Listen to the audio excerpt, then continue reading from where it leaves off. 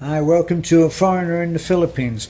Well, while we're on the subject of healing, because of our visit to Manila and why we're here, I was thinking that a little while ago, let me see, about 4 years, I had an accident in a mishap, not an accident. I pulled a muscle when I was in the gym, and that led to a trapped nerve, which apparently is called the sciatic.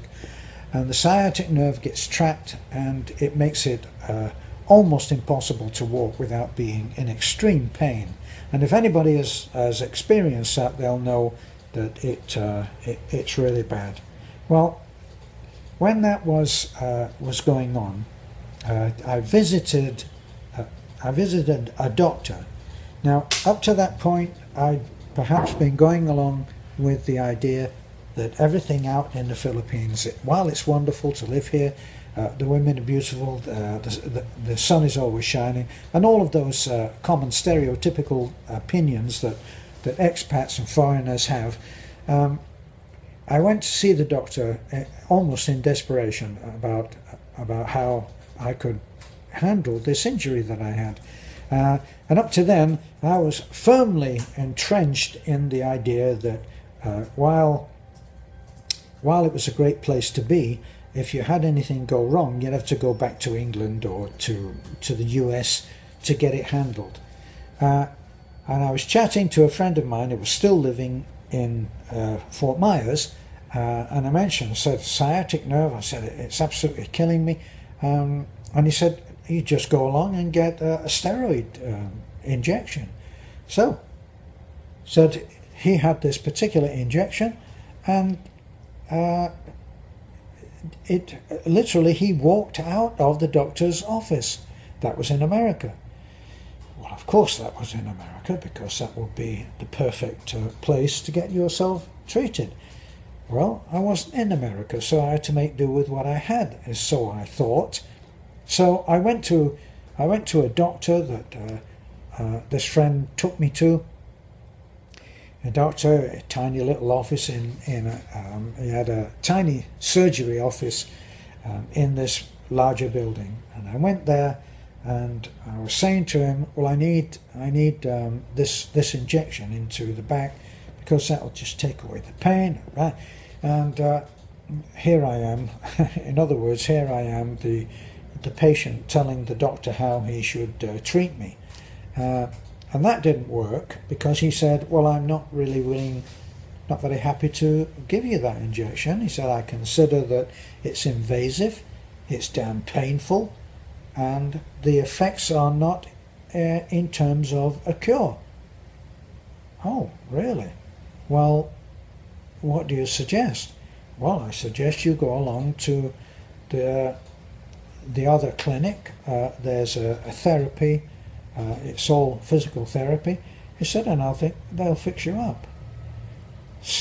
So I said, well, if the other thing is painful and invasive, yes, let's go for the therapy.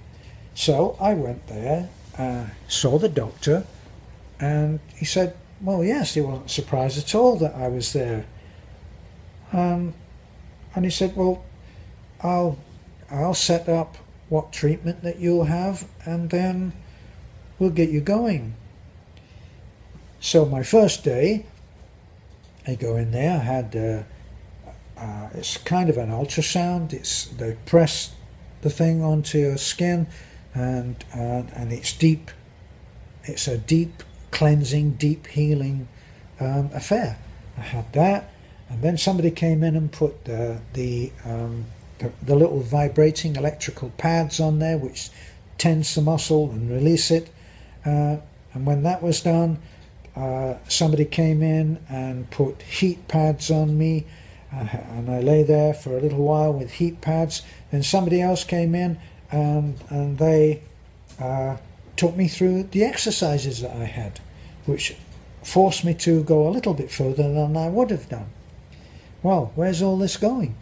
Well, about 3 weeks later, I was healed.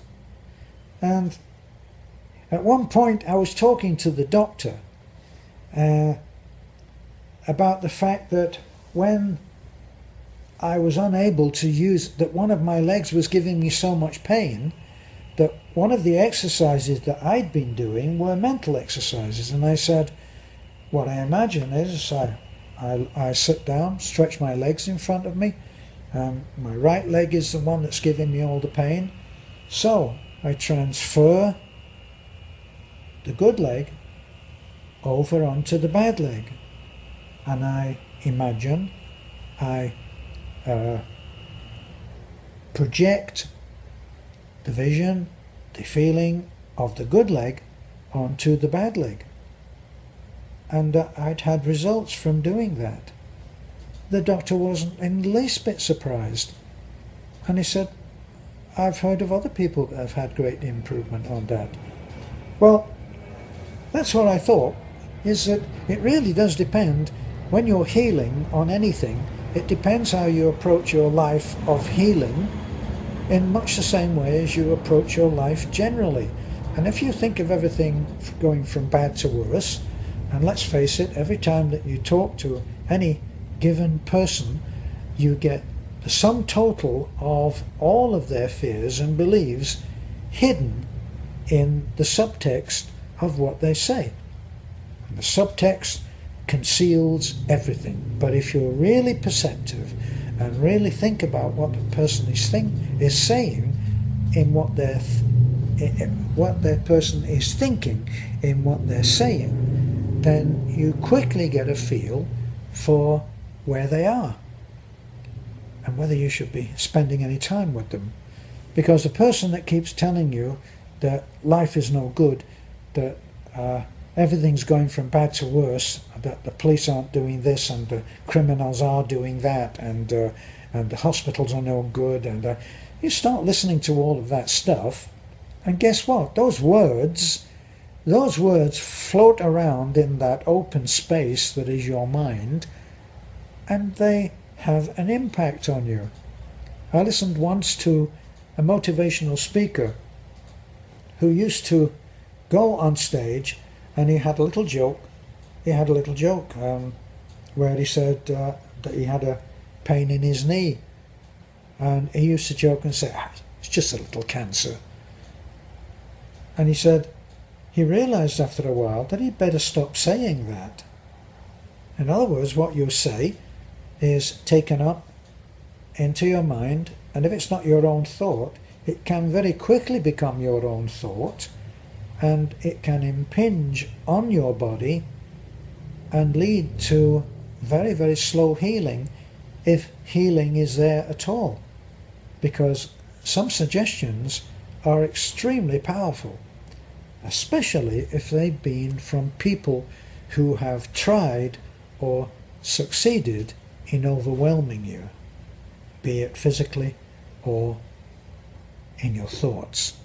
So healing is another area of where you need to adjust the way that you think, and that probably is the key to understanding why some people heal quickly and other people don't. That may be why when you see the movies on superheroes, when the superhero gets cut, and then the camera focuses on the cut, and you see the cut just gradually close. It's a miracle. Well, it's a miracle of that Superman's thinking. That's what leads to the cure. And that's why when some people are in the process of healing, some people think about healing, the way that they think about that healing will speed it or impede it. Let me give you an example from a movie that I saw called Reach for the Sky. And that was about a famous fighter pilot called Douglas Bader, or Bader. It might be Bader, Douglas Bader, depending on whether he was upper or lower class. So I called him Douglas Bader. And Douglas Bader was a man of huge courage and bravado. And he was showing off at one particular airfield, and he crashed. And in crashing, it was a terrible crash, and he lost both of his legs.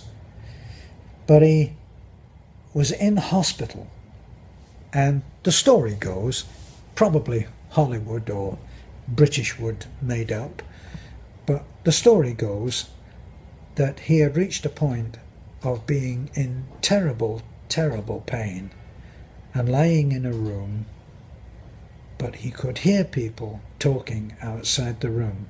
And in a movie, of course, it's two nurses that are talking, and they're talking outside the door of his room.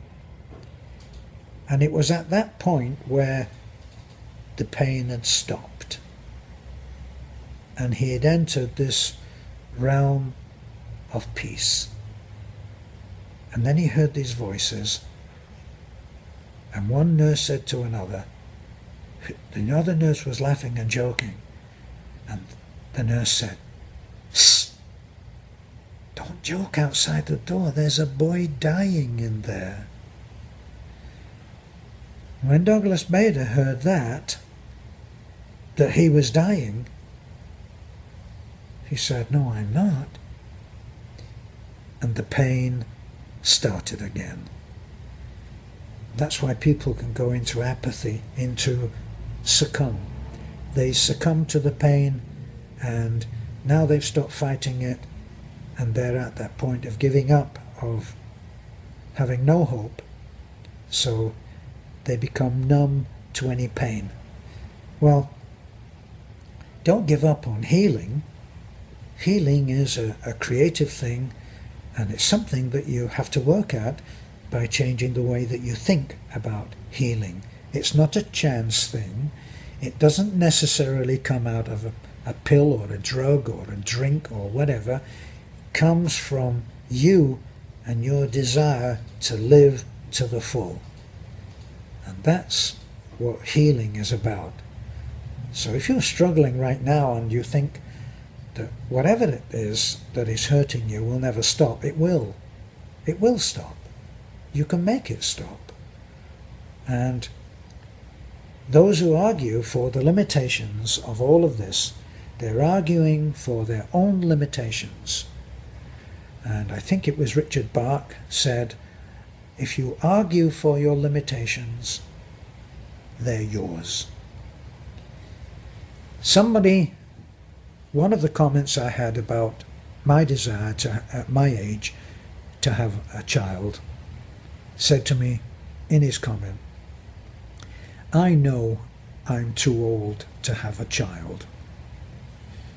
Now, there is no need to go on with the rest of the comment, because if someone tells you, "I know I can't do this," all that you can do is say, "Okay." Because he's already made up his mind.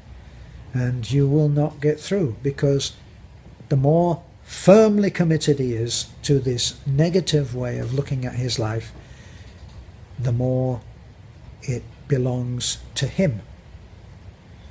So if you've got a process of healing, whether you're alcoholic or whether you're on drugs or whether you're wounded because of a broken relationship and there's healing to be done, go about healing, not about being a victim, one of the walking wounded. You get on about the job of getting better. That's what I think. This is a foreigner in the Philippines. Thanks for looking in.